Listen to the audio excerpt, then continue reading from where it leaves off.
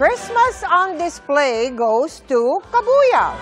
Doon magpapasaya ngayon ang iconic na pasyalang Ang Lakas Maka Flashback Friday. Nakatutok live si JP Soriano. JP? Mel, Pasko na nga para sa mga Pilipino kapag lumabas na halimbawa si Jose Marichan sa ating mga components, sa ating mga streaming devices, o kaya pag meron ng mga Paskong pamilihan, at syempre kapag nakapamasyal na po kayo sa tinatawag na Christmas on Display o COD na narito po ngayon sa Cabuyao, Laguna. Bahagi na ng Paskong Pinoy ang itinuturing na iconic Christmas on Display na mas kilala bilang COD.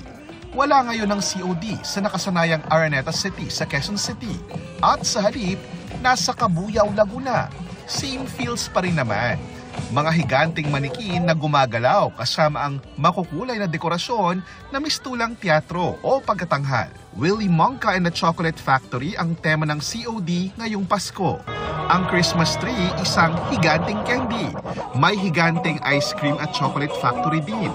Imported man daw ang tema, Tatak Pinoy ang theme song. Composition ito ng artist mula sa Cabuyao. Traveling display ang COD na naipalabas na sa iba't ibang lugar sa bansa.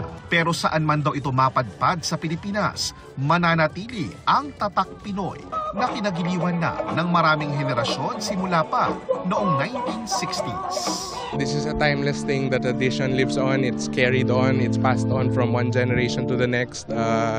Let's continue to support this kind of tradition because this is the tradition that bonds families together during the holiday season.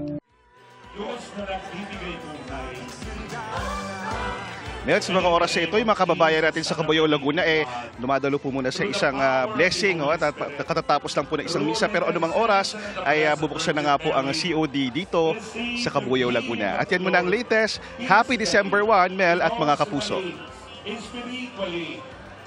Happy December 1 din sa iyo. Maraming salamat, JP Soriano. Mga kapuso, kasama nyo kami 24 oras. Mag-subscribe sa GMA Integrated News sa YouTube. Sa mga kapuso abroad, bisitahin ang GMA Pinoy TV at www.gmanews.tv.